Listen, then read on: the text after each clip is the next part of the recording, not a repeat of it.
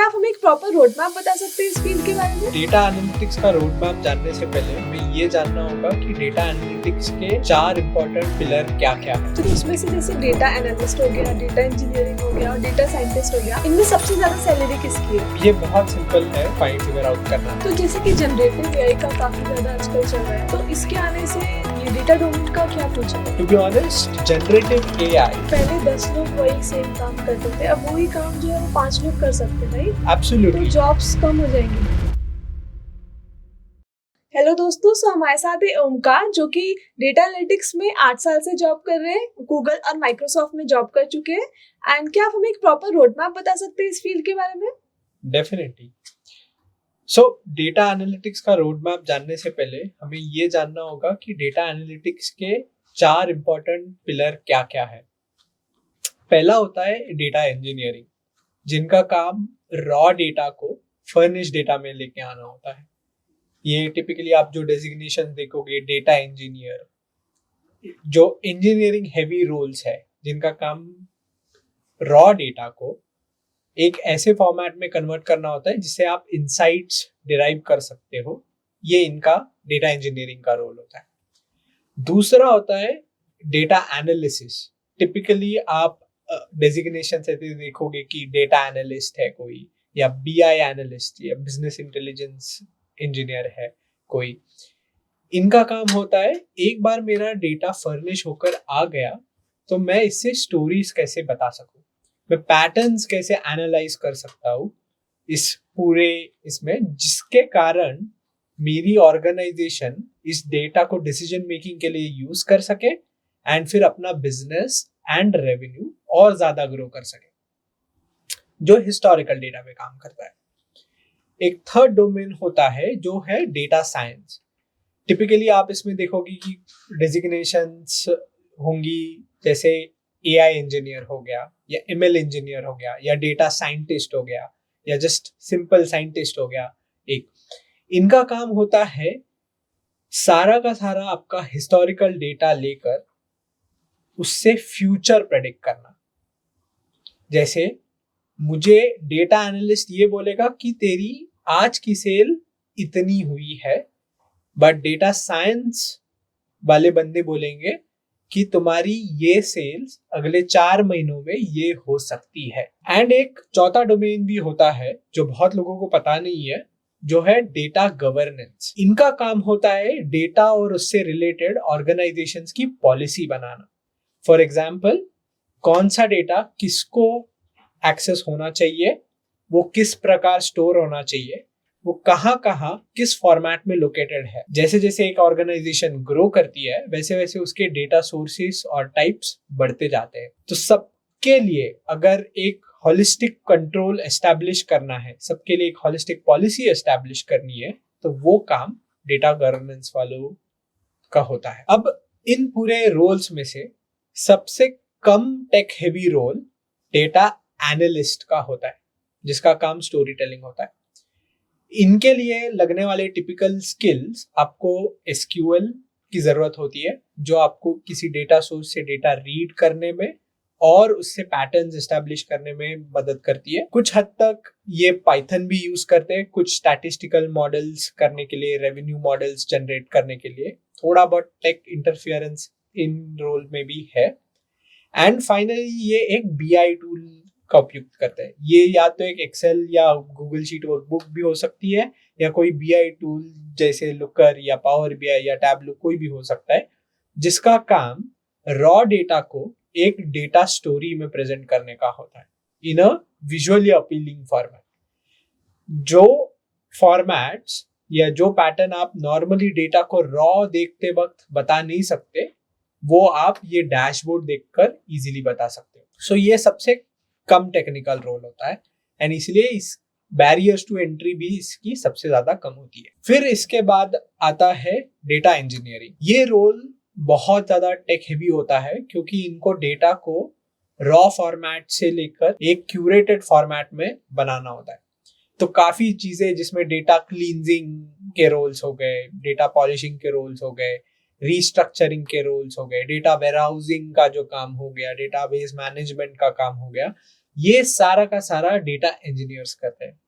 सो इनका टिपिकली काम होता है एसक्यूएल पे या किसी ETL या ELT टूल पे, जिससे आप डेटा अलग अलग सोर्सेज से एक्सट्रैक्ट कर सकते हो, उसको ट्रांसफॉर्म कर सकते हो और किसी एक जगह जाके स्टेशन लोड कर सकते हो. ये काफी हद तक टेक हेवी रोल होता है. डेटा इंजीनियरिंग में एक और चीज होती है स्ट्रीमिंग एनालिटिक्स करके, जिसमें जैसे मेरा डेटा ओरिजिनेट हो रहा है उसी तरह मैं उसे एक पर्टिकुलर फॉर्मेट में कन्वर्ट करके उसे स्टोर करूं.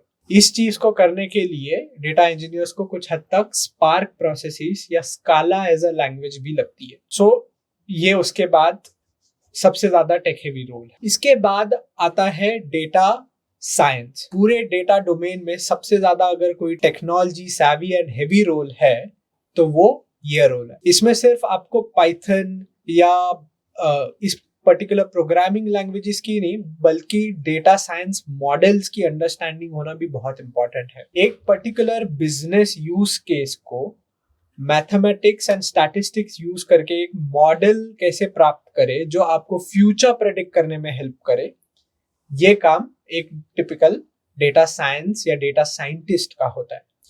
यूजुअली ये पाइथन में अलग अलग टाइप की लाइब्रेरीज जैसे scikit-learn, PyCharm, अलग अलग टाइप के लाइब्रेरीज यूज करते हैं. स्ट्रीमिंग एनालिटिक्स के लिए ये स्पार्क प्रोसेसेस भी बहुत ज्यादा यूज कर सकते हैं. इनका काम सबसे ज्यादा टेक्नोलॉजी हेवी होता है इन पूरे डेटा स्ट्रक्चर्स में. डेटा गवर्नेंस ज्यादा टेक्नोलॉजी हेवी नहीं बट की ज्यादा डिसीजन हेवी है. इसमें आप ये डिसीजन लेते हो कि करके मेरे ऑर्गेनाइजेशन में किस व्यक्ति को किस डेटा का एक्सेस होना चाहिए या नहीं होना चाहिए. मेरा डेटा एक डेटा इंजीनियर या डेटा एनालिस्ट या डेटा साइंटिस्ट किस तरह से यूज कर रहा है, वो डेटा फ्लो कैसे हो रहा है, क्या वो करेक्ट है या नहीं, एंड उसके अराउंड गवर्नेंस प्रिंसिपल्स. इनका काम होता है ऑर्गेनाइजेशन को इम्पैक्ट करने वाली जो पॉलिसीज है, डेटा को इम्पैक्ट करने प्राइवेसी की पॉलिसीज है, इनका पूरा पॉलिसीज डिजाइन करना. ये टेक रोल कम है ये, बट फंक्शनली बहुत ज्यादा इंपॉर्टेंट है. किसी भी ऑर्गेनाइजेशन, छोटी से छोटी या बड़ी से बड़ी ऑर्गेनाइजेशन के लिए डेटा गवर्नेंस इक्वली इंपॉर्टेंट है. सो इनके स्किल सेट्स में आपको ऑडिट ट्रेलिंग टूल्स जैसे डेटाप्लेक्स या परव्यू, इस प्रकार के टूल्स जो आपको पूरे आपके डेटा एस्टेट का नॉलेज दे सके और बता सके कि आपका किस प्रकार का डेटा कहाँ स्टोर्ड है और किस किस लोगों को उसका जायज एक्सेस या नाजायज एक्सेस है. तो जैसे आपने डेटा एनालिटिक्स में 4 चीजें बताई है, तो उसमें से जैसे डेटा एनालिस्ट हो गया, डेटा इंजीनियरिंग हो गया और डेटा साइंटिस्ट हो गया, इनमें सबसे ज्यादा सैलरी किसकी है? ये बहुत सिंपल है फाइंड फिगर आउट करना. जितना ज्यादा टेक हेवी रोल या जिस रोल का जितना ज्यादा इम्पैक्ट है उसकी सैलरी सबसे ज्यादा होती है. तो अगर मैं इनको रैंक करूं तो सबसे ज्यादा सैलरी किसी डेटा साइंटिस्ट की होती है या AI इंजीनियर या ML इंजीनियर की होती है, क्योंकि इसका रोल सबसे ज्यादा टेक्नोलॉजी हेवी होता है और मॉडल्स डिजाइन करना with different programming languages business logic के साथ मैप करके is a very very difficult task. फिर उसके बाद जो रोल आता है जिसको सबसे ज्यादा सैलरी मिलती है वो है डेटा गवर्नेंस, क्योंकि ये लोग पूरे ऑर्गेनाइजेशनल के डेटा के लिए पॉलिसी डिजाइन करते हैं एंड इनका इम्पैक्ट बहुत ज्यादा होता है. एक डेटा साइंटिस्ट या डेटा इंजीनियर या डेटा एनालिस्ट किस डेटा को यूज कर सकता है, कैसे, इसका सारा का सारा डिसीजन डेटा गवर्नेंस टीम लेती है. पूरे डेटा का विजिबिलिटी भी इनके पास होता है एंड इनके एक गलत कदम की वजह से पूरा डेटा पॉलिसी ऑर्गेनाइजेशन का खतरे में आ सकता है, पूरा डेटा प्राइवेसी भी खतरे में आ सकता है. सो इसीलिए इनका इम्पैक्ट ज्यादा होने की वजह से ये सेकंड हाईएस्ट पेड है. फिर उसके बाद आता है डेटा इंजीनियरिंग प्रोफाइल, जो काफी हद तक टेक्नोलॉजी में इन्वॉल्व है, programming languages, pipelining and tools से इन्वॉल्व है. एंड फाइनली आपका आता है story telling, that is data analysis. Okay, तो जैसे कि जनरेटिव AI का काफी ज्यादा आजकल चल रहा है, तो इसके आने से ये डेटा डोमेन का क्या फ्यूचर है? To be honest, generative AI is like the cherry on the top of the cake, but data analytics is the cake itself. Generative AI करने के लिए आपको डेटा की जरूरत है, क्योंकि आपके सारे के सारे मॉडल्स उसी पे ट्रेन होंगे। जनरेटिव एआई के आने के बाद जो प्रोसेसेस में आपको पहले 10 दिन लगते थे, वो शायद अभी मिनट्स में हो सकते हैं डेटा एनालिसिस के दुनिया में। फॉर एग्जाम्पल, एक डेटा एनालिसिस बंदे को, एक डेटा एनालिस्ट को जो डैशबोर्ड बनाने के लिए पूरा दिन लगता था, आज वो एक प्रॉम्प्ट लिखकर पूरा का पूरा ब्रांड न्यू डैशबोर्ड क्रिएट कर सकता है। सिमिलरली, एक डेटा इंजीनियर जिसको पाइपलाइन बनाने के लिए कोड लिखना पड़ता था, वो सारे कोड मॉड्यूल्स कुछ हद तक एआई लिख देता है। उसका काम होता है उसको प्रॉपरली फिट करके डेटा को प्रॉपरली स्टेशन करना। एक डेटा साइंटिस्ट का काम भी कुछ हद तक कोड लिखने में आसान हो जाता है, बट फिर भी वो पार्ट अभी भी पेंडिंग है कि करके मैं एक मॉडल को एक पर्टिकुलर बिजनेस यूज केस से कैसे मैप करूं। एक मॉडल आपको कुछ हद तक एडवाइस कर सकता है कि आप इस यूज केस के लिए ये मॉडल यूज करो, बट इस पर्टिकुलर डोमेन में बहुत ज्यादा ट्रायल एंड एरर होता है। डेटा गवर्नेंस फोक्स के लिए generative AI coming in is a boon, क्योंकि काफी हद तक आपका डेटा को मैप कर लेता है जनरेटिव एआई, एंड वो आपको बता भी देता है कि कौन सा डेटा कहाँ स्टेशन्ड है, किस फॉर्मेट में, जो काफी हद तक इनका जॉब इजियर कर देता है।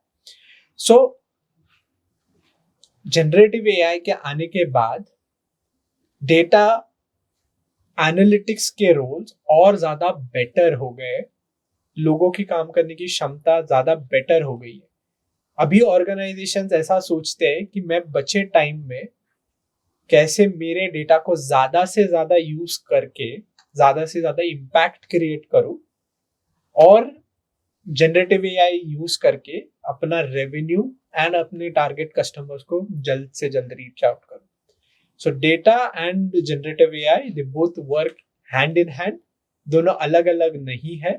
जनरेटिव एआई आने की वजह से it is like a cherry on the top of it. तो जैसे कि पहले 10 लोग वही सेम काम करते थे, अब वही काम जो है वो 5 लोग कर सकते हैं, राइट? एब्सोल्युटली। तो जॉब्स कम हो जाएंगी ना? जॉब्स कम नहीं होंगी। आप जैसे नए नए मॉडल्स लेके आओगे, उन लोगों को रीशफल करना होगा। जो शायद पहले सिर्फ और सिर्फ डैशबोर्डिंग बनाने का काम करते थे, वो शायद अभी प्रेडिक्टिव एनालिटिक्स का काम भी कर सकेंगे। सो रीशफलिंग होगा काफी हद तक इन दिस सिनेरियो। शायद लोग डेटा एनालिस्ट से लेकर डेटा इंजीनियरिंग में शिफ्ट करें खुद को, बट नंबर ऑफ रोल्स इतने ज्यादा इम्पैक्ट नहीं होंगे। शुक्रिया ओमकार, आप हमारे चैनल पे आए। काफ़ी ज़्यादा इन्फॉर्मेटिव वीडियो था ये, काफ़ी सारी चीज़ें मुझे भी सीखने मिली, और मैं जानती हूँ कि बाकी लोगों को भी काफ़ी कुछ सीखने मिला होगा। सो धन्यवाद। थैंक्स फॉर और डेटा एनालिटिक्स और बाकी जो चीज़ें इन्हें बताई है 4 फील्ड, उन सब पर हमारा कोर्स लॉन्च होने वाला है काफ़ी जल्दी, सो स्टे ट्यून्ड।